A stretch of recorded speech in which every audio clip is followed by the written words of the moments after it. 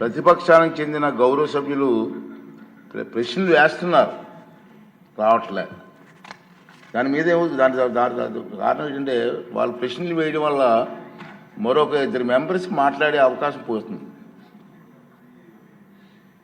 అది సమంజసం కాదు ప్రజాస్వామ్యంలో. కానీ ప్రశ్నలు అడగడానికి సభలో ఉండటం లేదు. మీరు చూస్తూనే ఉన్నారు, ప్రశ్నలు వస్తున్నాయి, వాళ్ళు సభలోకి రావట్లేదు. ఈ కారణంగా సభలో ఎవరో ఒకరి ద్వారా మరో 2 ప్రశ్నలు అడిగే అవకాశం కోల్పోతున్నారు. ఇది చాలా దురదృష్టకరం. సభకు ఎన్నికైన గౌరవ సభ్యులు సగర్వంగా సభకు రావాలి.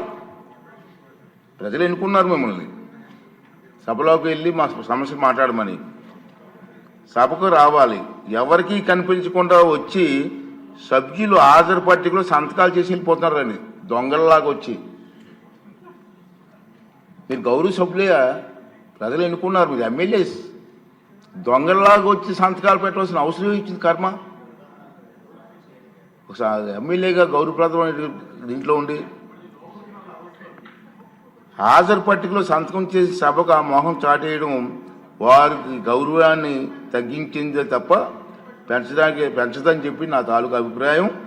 వీరిలో ముఖ్యంగా నా దృష్టికి వచ్చింది వై బాలనాగిరెడ్డి గారు, తాటిపర్తి చంద్రశేఖర్ గారు, రేగం లింగం గారు, మత్స్యలింగం గారు, విరూపాక్ష గారు, మత్స్యరాజ విశ్వేశ్వరరాజు గారు, ఆగిపాటి అమర్నాథ్ రెడ్డి గారు, దాసరి సుధ గారు.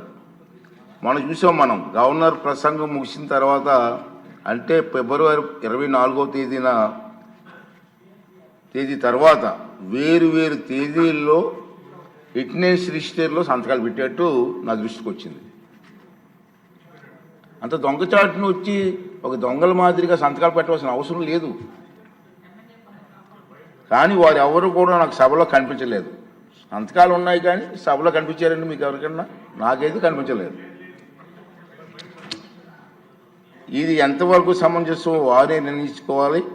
మనల్ని ఎన్నుకున్న ప్రజలు మనం ఆదర్శంగా నిలవాలి తప్ప ప్రజలకి, మీకు ఓట్లేసిన ప్రజలకి తలవంపులు తెచ్చేలే ప్రవర్తించకూడదని చెప్పి నా అభిప్రాయం. ఈ సభ ముందు పెట్టాలని చెప్పి నేను ఈ 2 విషయాలు మీకు తెలియజేస్తానండి.